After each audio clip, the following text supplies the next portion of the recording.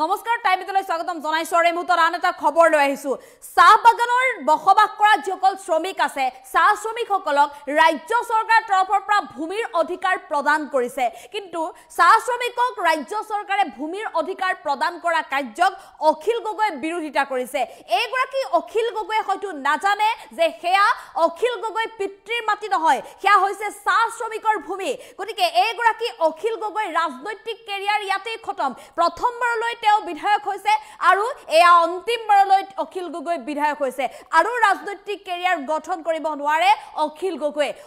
গগৈ কেতিয়া চাহ বাগান এলেকাত সম্পূৰ্ণৰূপে নিষিদ্ধ ঘোষণা কৰি অখিল গগৈৰ বিৰুদ্ধে কিয় প্ৰকাশ কৰিছে চাহ মজদুৰ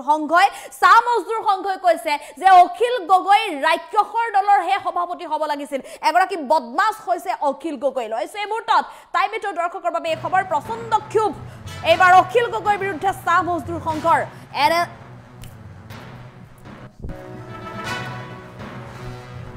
চাহ জনগোষ্ঠী বিৰুদ্ধাচৰণ কৰি ৰুহত অখিল গগৈক নিষিদ্ধ কৰিলে অসমৰ চাহ মজদুৰ সংঘই অখিল গগৈক নিষিদ্ধ কৰিছে অসমৰ চাহ মজদুৰ সংঘই অখিল গগৈ এটা বদমাছ হয় অখিল গগৈ ৰাক্ষসৰ দলৰ সভাপতি হ'ব লাগিছিল অখিল গগৈয়ে চাহ শ্ৰমিকসকলক যি ভূমিৰ অধিকাৰ প্ৰদান কৰিছে সেই ভূমিৰ অধিকাৰ প্ৰদান কৰা কাৰ্য মানি লোৱা নাই ৭৫ বছৰে কোনো এখন চৰকাৰে আমাৰ কথা চিন্তাই নকৰিলে কিন্তু অসমৰ মুখ্যমন্ত্ৰী ডক্টৰ হিমন্ত বিশ্ব শৰ্মা চৰকাৰখনে অৱশেষত চাহ শ্ৰমিকসকলৰ দীৰ্ঘদিনীয়া দাবী মানি লৈ ভূমিৰ অধিকাৰ প্ৰদান কৰিছে কিন্তু অখিল গগৈৰ বাপেকৰ মাটি নহয় ইয়াত চাহ শ্ৰমিকৰ মাটি অখিল গগৈ ইয়াত বিৰোধিতা কৰিব নোৱাৰে অখিল গগৈ এই ক্ষেত্ৰত কথা কোৱাৰ নৈতিক অধিকাৰেই নাই অখিল গগৈ যি ক্ষেত্ৰত মাত মাতিছে সেই ক্ষেত্ৰত মাত মতাৰে অধিকাৰ নাই চাহ শ্ৰমিকে মাটিৰ পত্তা পাব নালাগে বুলি অখিল গগৈ কোৱা মন্তব্যক তীব্ৰ গৰিহণা দি ক্ষোভ প্ৰকাশ কৰিছে এতিয়া চাহ শ্ৰমিক সংঘই পুনৰ এনে মন্তব্য কৰিলে চাহ শ্ৰমিকৰ সন্মুখত জবাবদিহি হ'ব লাগিব অখিল গগৈ চাহ বাগিচা অঞ্চললৈ আহিলে অখিল গগৈক বান্ধি থম বুলি এক প্ৰকাৰ মন্তব্য কৰিছে চাহ মজদুৰ সংঘই এনেধৰণে ডাঙৰ মন্তব্য কৰিছে আৰু কৈছে যে অখিল গগৈ এয়াই প্ৰথম আৰু অন্তিমবাৰলৈ এমএলএ আৰু অখিল গগৈ আগবাঢ়িব নোৱাৰে ৰাজনৈতিক জগতত অখিল গগৈ যি ৰাজনৈতিক কেৰিয়াৰ গঠন কৰিছিলে সেয়া সম্পূৰ্ণৰূপে শেষ হৈছে এইবাৰে প্ৰথম আৰু এইবাৰে অন্তিম চাহ শ্ৰমিকৰ বাবে ভূমিৰ অধিকাৰৰ বিৰুদ্ধাচৰণ কৰাৰ বাবে অখিল গগৈ কেতিয়া সকিয়নি প্ৰদান কৰিছে চাহ মজদুৰ সংঘই চাহ জনগোষ্ঠীয় এলেকাত অখিল গগৈক নিষিদ্ধ ঘোষণা কৰিছে চাহ মজদুৰ সংঘৰ তৰফৰ পৰা আমি পুনৰ জনাইছো এই মুহূৰ্তত ডাঙৰ খবৰ যে চাহ শ্ৰমিকক ইতিমধ্যে ৰাজ্য চৰকাৰৰ তৰফৰ পৰা যেটো বিধানসভাৰ মজিয়াত বিশেষভাৱে এটা বৃহৎ ঘোষণা কৰিছে চাহ শ্ৰমিকসকলৰ বাবে চাহ শ্ৰমিকসকলে এতিয়াৰে পৰা লাভ কৰিছে ভূমিৰ অধিকাৰ প্ৰতিগৰাকী চাহ বাগানত বসবাস কৰা চাহ শ্ৰমিক পূৰ্বতে তেওঁলোকে যেহেতু বাগানৰ মালিকৰ আণ্ডাৰত বা নিৰ্দিষ্ট বাগান কৰ্তৃপক্ষৰ আণ্ডাৰত তেওঁলোকে থাকিব লগা হৈছিল কিন্তু এতিয়াৰে পৰা প্ৰতিগৰাকী চাহ শ্ৰমিকে ভূমিৰ অধিকাৰ লাভ কৰিছে নতুন আইনৰ জৰিয়তে চাহ শ্ৰমিকসকলক ভূমিৰ অধিকাৰ প্ৰদান কৰিছে কিন্তু অখিল গগৈৰ মতে যে কোনো কাৰণত চাহ শ্ৰমিকসকলক ভূমিৰ অধিকাৰ প্ৰদান কৰিব নালাগে অখিল গগৈ শেহতীয়াকৈ যি মন্তব্য কৰিছিল সেই মন্তব্যৰে এক প্ৰকাৰ স্পষ্ট হৈছে যে চাহ শ্ৰমিকক যি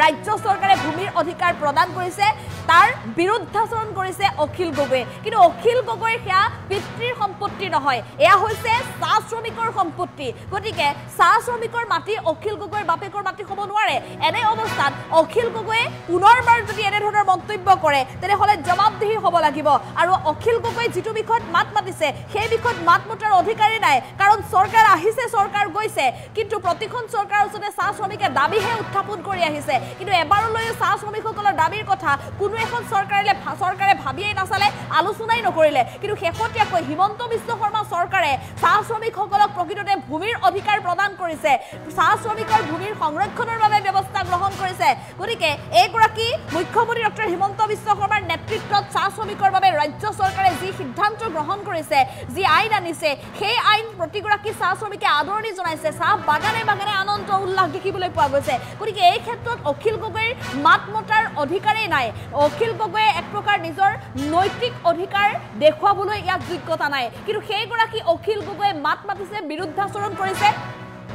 অখিল গগৈ এটা বদমাছ মানুহ অখিল গগৈ ৰাক্ষসৰ দলৰ সভাপতি হ'ব লাগিছিল অখিল গগৈ যদি পুনৰবাৰ এনে মন্তব্য কৰে তেনেহলে প্ৰতিগৰাকী চাহ শ্ৰমিকৰ ওচৰত উত্তৰ দিব লাগিব কাৰণ ৭৫ বছৰে কোনো এখন চৰকাৰে চিন্তা নকৰা কথা হিমন্ত বিশ্ব শৰ্মা চৰকাৰে চিন্তা কৰি ভূমিৰ অধিকাৰ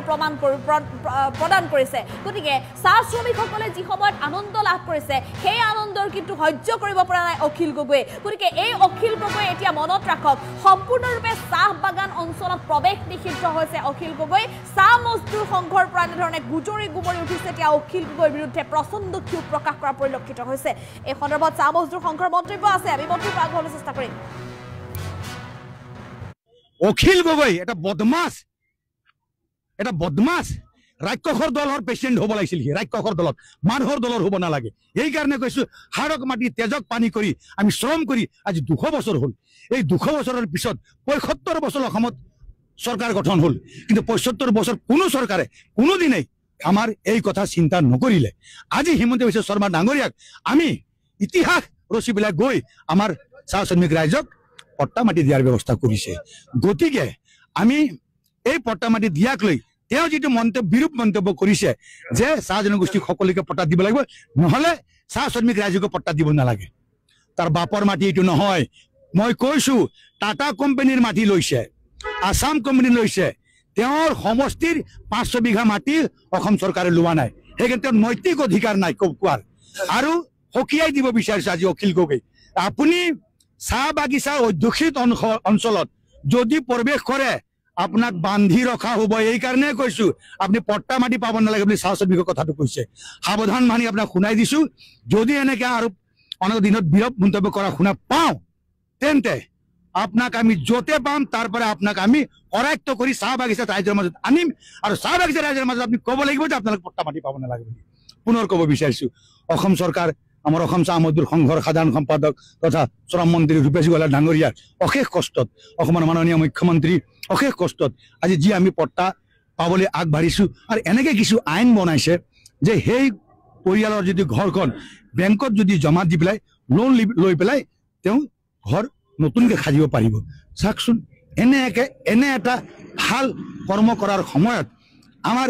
শিৱসাগৰৰ বিধায়ক অখিল গগৈ ডাঙৰীয়াই এনেকৈ বিৰূপ মন্তব্য কৰাটো দুৰ্ভাগ্যজনক আৰু আমি ভাবো তেওঁ এই প্ৰথম MLA আৰু এই তাৰ শেষ MLA আৰু তাৰ ৰাজনৈতিক কেৰিয়াৰ এই দুটাই শেষ হ'ব বুলি আমি ভাবিছো অখিল গগৈ এটা বদমাছ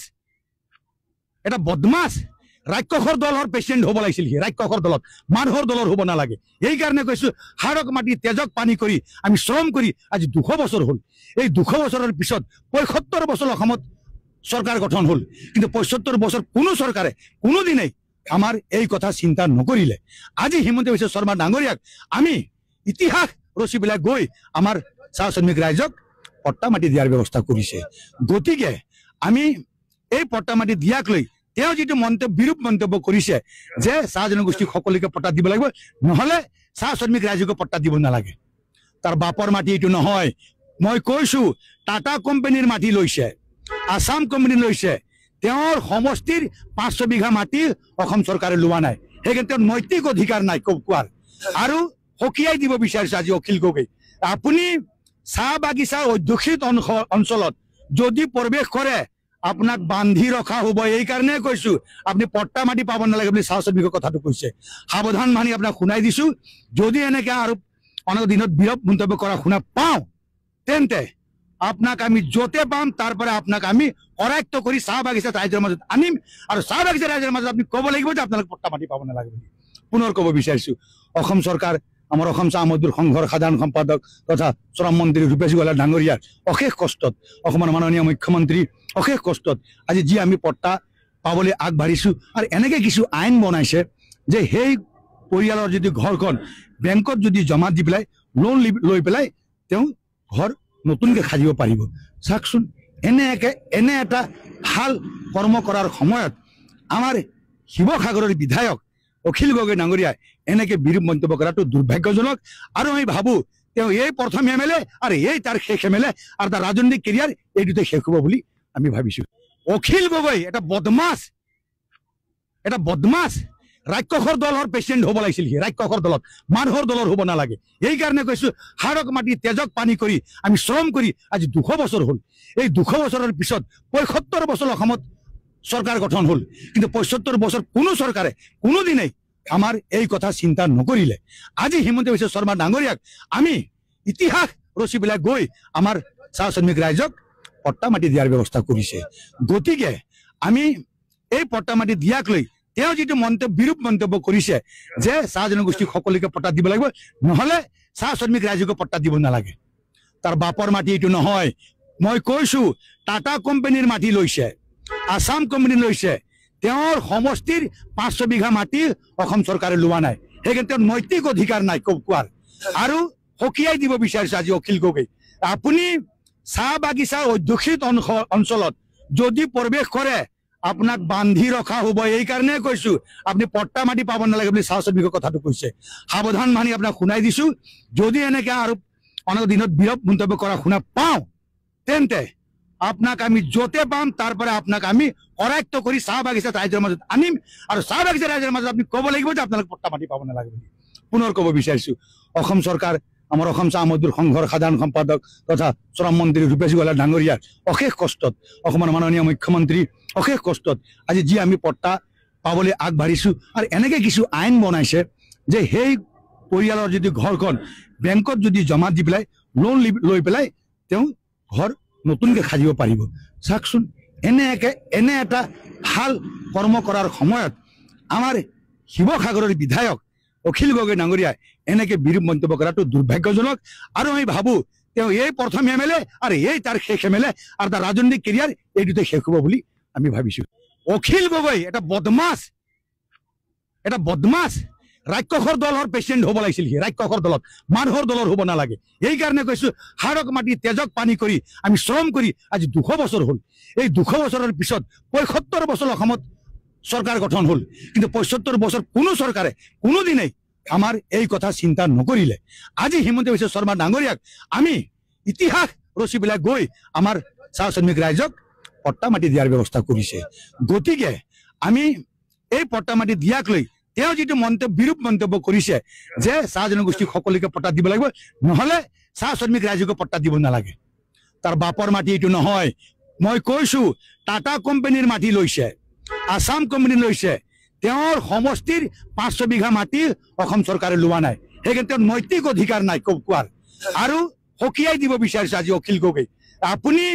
চাহ বাগিচাৰ অধ্যুষিত অঞ্চলত যদি প্ৰৱেশ কৰে আপোনাক বান্ধি ৰখা হ'ব এই কাৰণে কৈছো আপুনি পট্টা মাটি পাব নালাগে বুলি চাহ শ্ৰমিকৰ কথাটো কৈছে সাৱধান মানি আপোনাক শুনাই দিছো যদি এনেকৈ আৰু অনেক দিনত বিৰূপ মন্তব্য কৰা শুনা পাওঁ তেন্তে আপোনাক আমি য'তে পাম তাৰ পৰা আপোনাক আমি কৰায়ত্ব কৰি চাহ বাগিচা ৰাইজৰ মাজত আনিম আৰু চাহ বাগিচা ৰাইজৰ মাজত আপুনি ক'ব লাগিব যে আপোনালোক পট্টা মাটি পাব নালাগে বুলি পুনৰ ক'ব বিচাৰিছো অসম চৰকাৰ